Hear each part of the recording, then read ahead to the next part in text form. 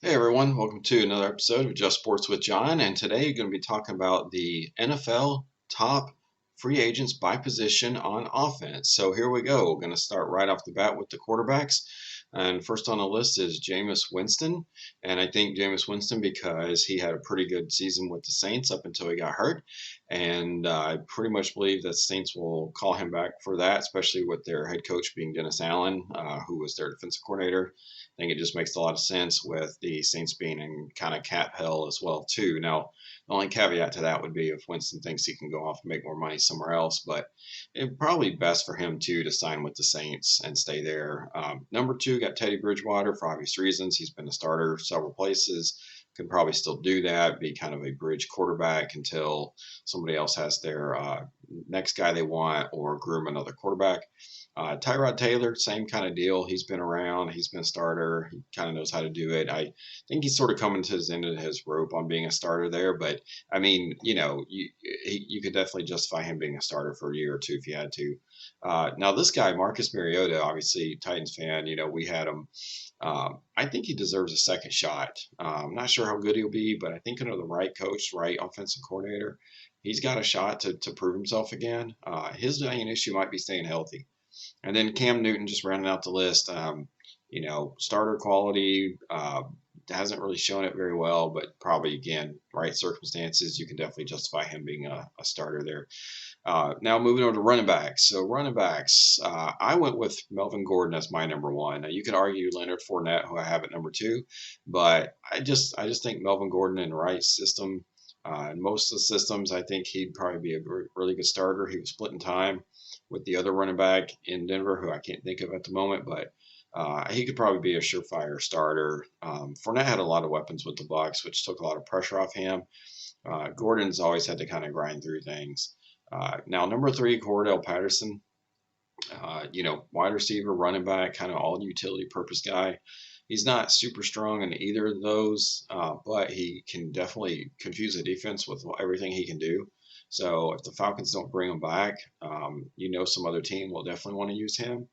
And then number four and number five kind of go hand in hand. James Carner, Chase Edmonds. I think James Conner is the better of the backs. He kind of had to revitalize his career, kind of prove that. And I'd be kind of shocked if the Cardinals don't bring at least him back. Most likely Chase Edmonds too, for some of the longer receiving downs. But it's either they're going to bring both those guys back or they're just going to start over at that position. But James Conner would be a good back for a running back needy team to get.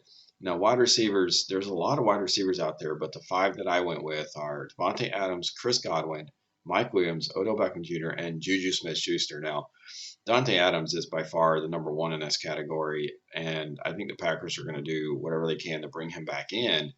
A lot of this may depend on the Rodgers situation, but if you're the Packers, um, even if you have to move on to say Jordan Love or some other quarterback, you'd like to have Adams, but it's kind of tricky. So we'll see what happens there. If Adams does leave the Packers as a free agent, he can easily get paid big time. So can Godwin. Now, if Adams gets tagged by the Packers, then Godwin will be the one making the big money. And I'm not so sure he'll stay with the Bucs. I wouldn't be surprised if he goes and tries to make his money elsewhere. Mike Williams will be interesting. That's my number three. It might be in his best interest to stay with Justin Herbert and Chargers. They had a good season there, and it's something to work on. I definitely think the Chargers will try to get him back. Odell Beckham Jr. should definitely stay with the Rams. He might try to go make money, but I think his best play would be staying with the Rams, take pressure off himself, stay with Cooper Kupp, get a lot of yards, touchdowns, all that. Juju Smith-Schuster, I think will go try to go find the best deal for himself. He probably should at this point. I don't see the Steelers being able to bring him back with their cap situation. But he'll be a top-notch receiver for any team that gets him. Moving on to tight ends. So tight ends, you got Dalton Schultz, Mike Gesicki, Zach Ertz, C.J. Ozoma, and then at number five, I went with Gronkowski and a tie for David Njoku. Dalton Schultz I put over Mike Gesicki. Now, a lot of other places you might see Gesicki number one, but I just felt Schultz was more consistent. He may not have the higher ceiling, but I just feel he's more consistent, probably does more things overall better than Gesicki. I feel like Gesicki's mostly an offensive weapon for catching and maybe touchdowns. Kind of feel the same way about number three, Zach Ertz with the Cardinals. The only reason I don't have Zach Ertz higher is that this is first year with the Cardinals, so we kind of need to see more what he could do. And I do think the Cardinals will want to get him back. Now, CJ Ozoma had a great year, seemed to connect a lot with Burrow. And Cincinnati has a lot of cap, so I would expect Cincinnati's going to bring Ozoma back. But if not, another needy tight end team, maybe like Titans or somebody of that nature, Jags will probably pay him.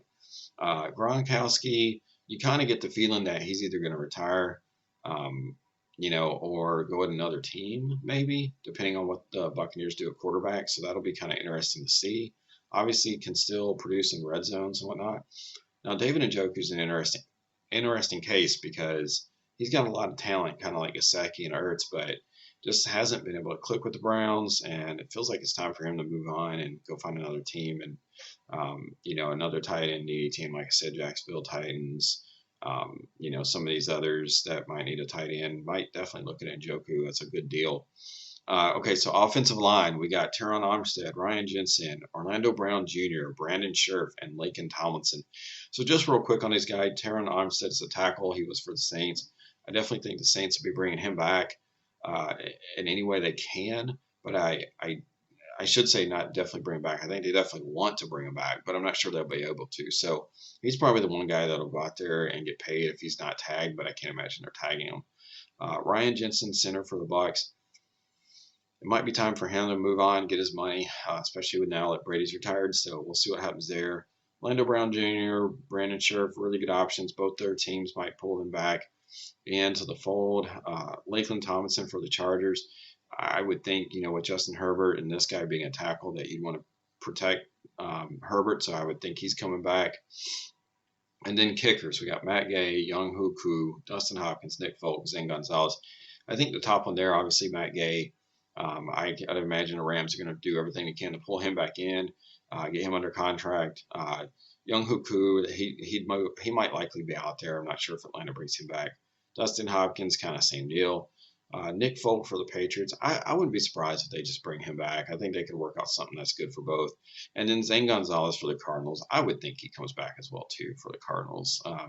So, yeah, there you have it, the free agents by position on offense, and we'll be trying to get one out on defense.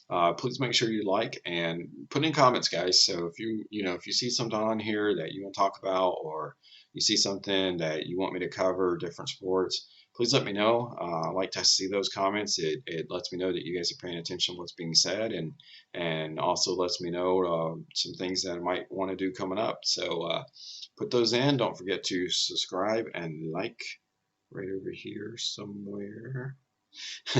Anyway, do that for me, and also share these videos with people you know. So, all right, you guys, fellas, take care. We'll talk to you later.